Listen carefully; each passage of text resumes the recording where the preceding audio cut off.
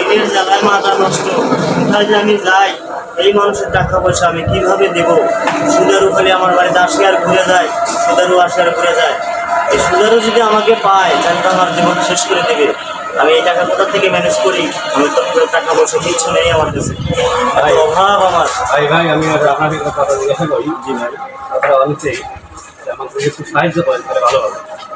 কিছু লোন উঠাইতে যাচ্ছে, ওই জায়গায় লোন করে অফিসারে আমাকে বলছে তোমার অ্যাকাউন্ট আছে, এখন অ্যাকাউন্ট এমন ধরনের যে আপনার এক্সই দেবো, যেমন একটা ডকুমেন্ট। আমি বুঝতে পারছি, মানে আমার জামিন নিতে হবে। জামিন নিতে হবে, আমার জামিন আমার আইডি কার্ড দিয়ে তোমার লোন উঠাই দিতে হবে। এই ভাই আসলে কি, আমি তো অভাবী গরিব মানুষ।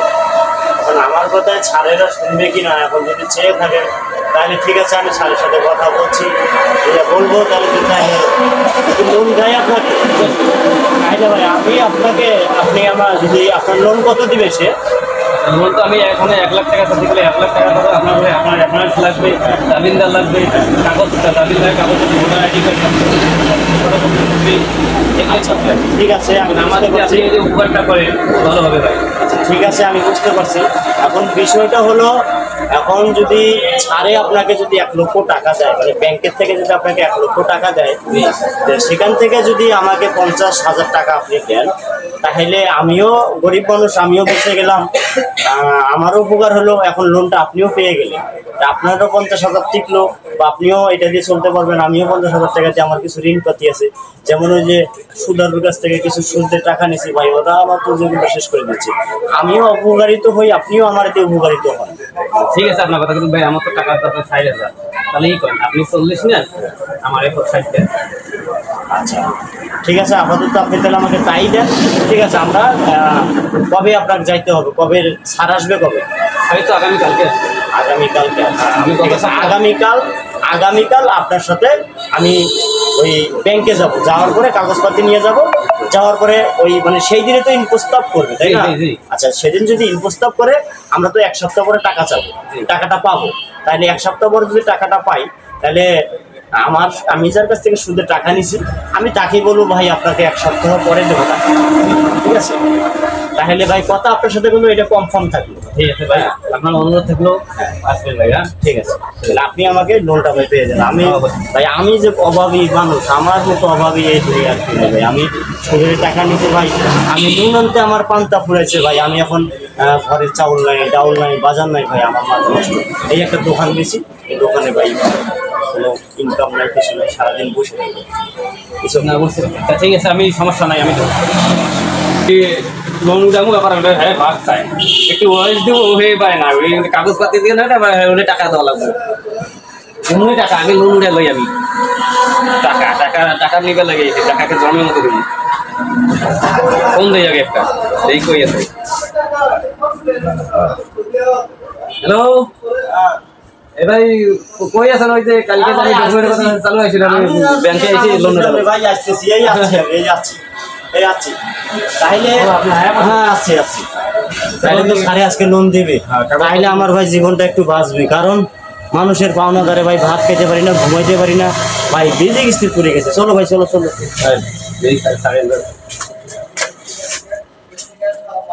আসসালামু আলাইকুম। ওয়ালাইকুম আসসালাম।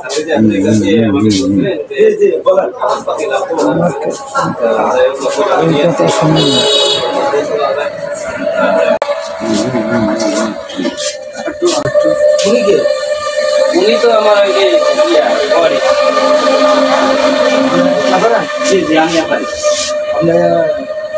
ওনাকে টাকা উড়াই দিতে আছেন? জি, ওনাকে আমি টাকা উড়াই দিচ্ছি। আচ্ছা, এই যে টাকাগুলো যে দেওয়া হবো, এই টাকাগুলো কিস্তি যদি না দেয় তাহলে কিন্তু আপনার দিতে হইব। যদি পালা যায় তাহলে সম্পূর্ণ টাকা আপনার দিতে হইব। হ্যাঁ, আমি বলছি যখন অ্যাপারেন্স যদি রিক্স না নিলে কি কাগজপত্র দিচ্ছি, রিক্স নিচ্ছি দেখি আপনি কাগজপত্র দিচ্ছি। তা ঠিক আছে, কিন্তু উনি তো টাকা উঠাইতেছে ওর অ্যাপারেন্স, কিন্তু আপনি তো যা কিছু করার আপনার করতে হইব। টাকা পয়সা টাকা দিয়ে দেবো। হ্যাঁ, কোথায় সাইন দিতে হবে স্যার?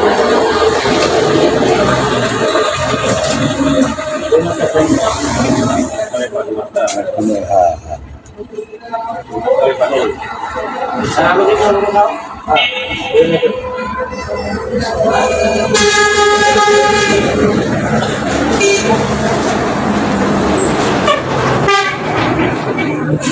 সাড়ে বাড়ি যাবেন সব দলিল করে নিল, কতগুলো সাইন সিগনেচার দিলাম। কিভাবে আসবেন, কিভাবে যাইবেন, কোন জায়গায় বাড়ি, কোন জায়গায় টয়লেট, এগুলোর সিগনেচার লাগে।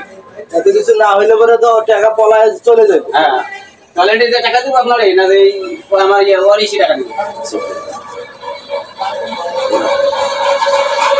বন্ধু, তাহলে তো চেক পাইছি নাকি? এখন তুমি আমার টাকা পয়সা দিলে, তখন আমি কিছু ঋণ টিন মানুষকে দিতে পারি, ঠিক আছে?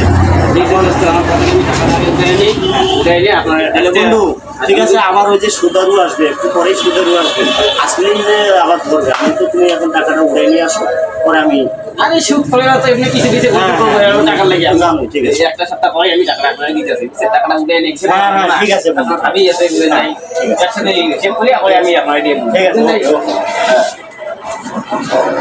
যাক, একটা চিন্তা তো মুক্ত হলাম, সুদারুরা কিছু একটা বলতে পারবো। টাকাটা ওর দিলে আমার জীবনটা বাঁচে, আমি আর চলতে পারি না। তো আপনার কথা কয় দেখা করছেন? আচ্ছা শোনেন, আমি দেখেন আমি অনেক কষ্ট করে আপনার টাকাটা ম্যানেজ করছি, টাকাটা পাবেন, 2-4 দিন একটু সময় লাগবে। আরে আবার 2-4 দিন সময় হবে না? হ্যাঁ, তুমি আজকেও 2-4 দিন, কালকেও 2-4 দিন, এটা কেমন কথা? তুমি আজকে টাকা দিবা? 2-4 দিন সময় লাগবে।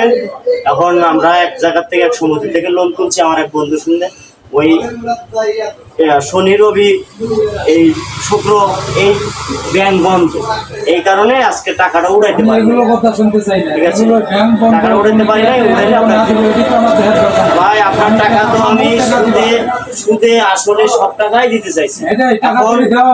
আর ভাই এখন তো নাই, কইছি তো ওই 2-3 দিন একটু সহ্য করেন, ধৈর্য ধরেন না ভাই, তো পাইয়া যাবেন তো টাকা।